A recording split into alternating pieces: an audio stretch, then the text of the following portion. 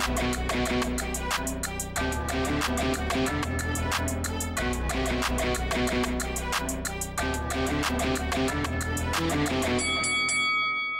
guys, welcome to Boxing Squared for boxing news and views from around the internet. Joseph Parker's new trainer will be former world champion Andy Lee. Lee, of course, is a cousin to Tyson Fury, a former world champion, as I mentioned, and also a trainer in his own right. And he has had a hand in Tyson Fury's career, helping guide Fury to a win over Deontay Wilder in February 2020. That, of course, was when Fury beat Deontay Wilder to claim the WBC title.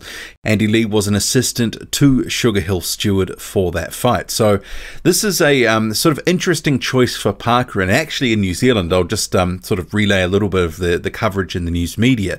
A little bit of surprise and shock. There seems to be a number of outlets who had been pinning Parker's next trainer to be Ben Davison. Not really sure what that was based on, but apparently a lot of people were all in on that.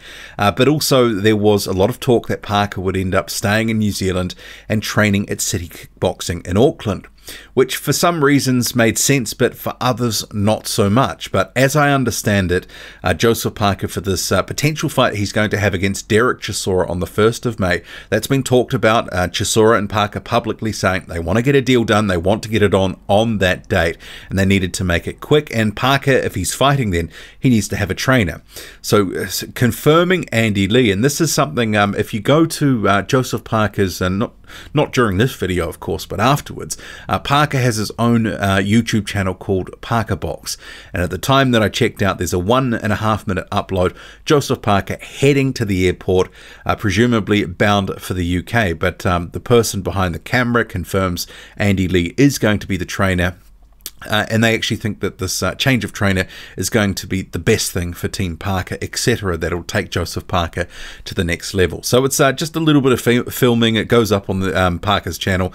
It's just someone sort of talking as they are filming, etc. Parker going to the terminal. So working with Andy Lee, I guess some people might be scratching their head and going, well, where's this come from? What's this about? So I think there's a little bit of sort of method to the madness in this decision. And I think Tyson Fury's fingerprints are all over this. And when you step back and examine the situation, Andy Lee, what he's done in the past, where he's sort of come from, who he trained under, I think that sort of signals what they want to do with Joseph Parker. But I mean, when the names of Ben Davison was mentioned in particular, I sort of thought Davidson, you know, he's a good trainer, and I guess somewhat like Andy Lee, not completely proven out yet. Lee, like a number of other trainers coming through, doesn't necessarily have a massive stable of world-level fighters at his disposal, etc. He's still, after his fighting days were over, is transitioning to a training career, and obviously he's worked with his cousin Tyson Fury, and he's got some other fighters that he's been helping as well.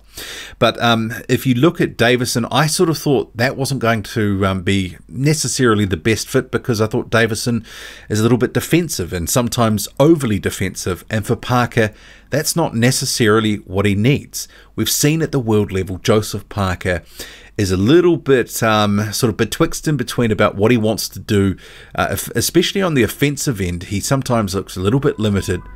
Can't fight on the ins. I've just got something going past here. Not sure. It's someone with a loudspeaker. Anyway, betwixt and between about what he wants to do when he gets to the inside. Can't seemingly work effectively on the inside. But a question about Parker, especially at world level, is power. And for me, joining up with Andy Lee, who trained at the feet of Emanuel Stewart, the great trainer Emanuel Stewart, and they were famous for their power, but not just power, throwing power with technique.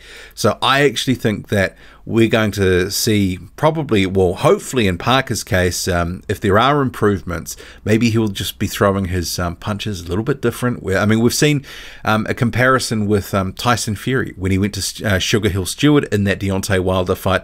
All of a sudden, he seemed to be hitting a bit harder. I think there was also a different game plan and style that Fury was implementing for that fight that sort of flummoxed Wilder.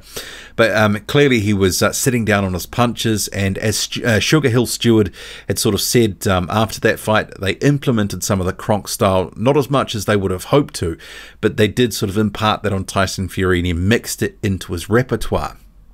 So if Joseph Parker is going with Andy Lee, who's well versed with the Kronk style and obviously helped train Tyson Fury for that world title fight against Wilder, potentially we could see, if depending on how things go, maybe Joseph Parker will be heading with a little bit more snap. Sometimes it'd be nice to see him sit down on his punches a bit more, maybe throw some of those punches a little bit straighter. Sometimes it's just jab, jab, overhand right sort of on the way in, get to the inside, not really do much when he's there. It sort of seems to be Joseph Parker is a guy that needs to have an inside game, but just doesn't really have one that's super effective at any real level in the heavyweight division. So maybe Andy Lee's going to be able to help on that front, but in terms of the power aspect, I think, Parker could certainly do with a little bit more snap, and if he can get a little, even if it's just eking out a few extra % in terms of power, it's going to help him, especially when the margins in the heavyweight division are so small. But it will be interesting to sort of see Andy Lee and Joseph Parker working together, what sort of adjustments and things we can pick up from that first fight, should it be against Derek Chisora on the 1st of May, because obviously after a number of years where a lot of us have felt that he stagnated with Kevin Barry, it's going to be interesting to see what a new Joseph Parker in terms of a fight plan, but also potentially different things in terms of technique and other things, how he's going to look in there. So I don't mind this, and potentially it will only just be for the one fight. If this is just a trial basis for that one fight, maybe he will end up going elsewhere. Maybe it could be back in New Zealand with City Kickboxing.